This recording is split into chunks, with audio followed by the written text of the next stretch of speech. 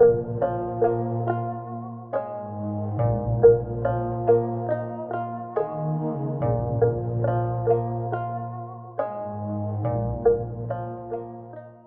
YouTube, c'est le Conseil du Livre. On se retrouve aujourd'hui pour une chronique express sur Tokyo Allenbro de Kinko Jinzo, publié chez le Lézard Noir.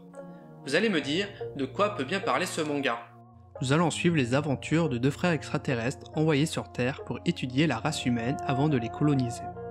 Prenant la forme de deux étudiants ordinaires baptisés Furusuke et Natsutaro, le jeune protagoniste pose un regard candide sur leur quotidien et tente de comprendre le fonctionnement de ces humains.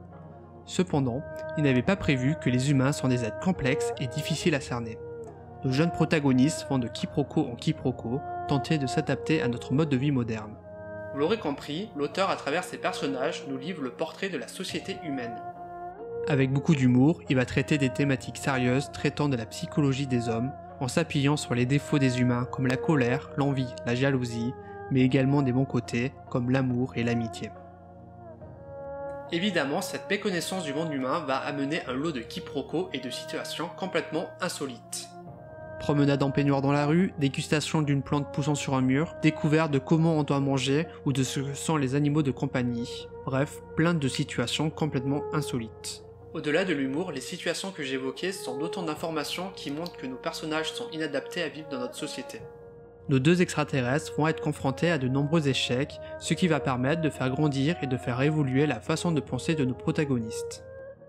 L'auteur profite également du parcours des deux frères pour nous faire visiter le Japon.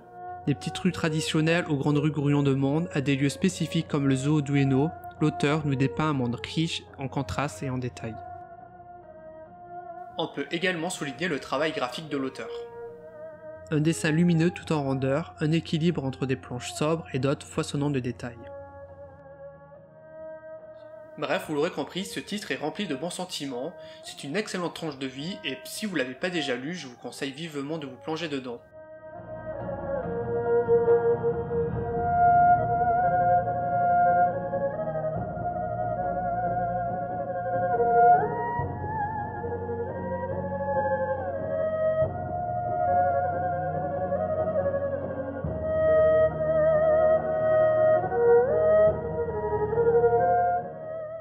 Si la vidéo vous a plu, n'hésitez pas à mettre un like, à vous abonner si ce n'est pas déjà fait, et n'hésitez pas à me mettre en commentaire ce que vous avez pensé de ce manga et je serai ravi d'échanger avec vous. En attendant, je vous dis à très bientôt pour une prochaine vidéo. A bientôt!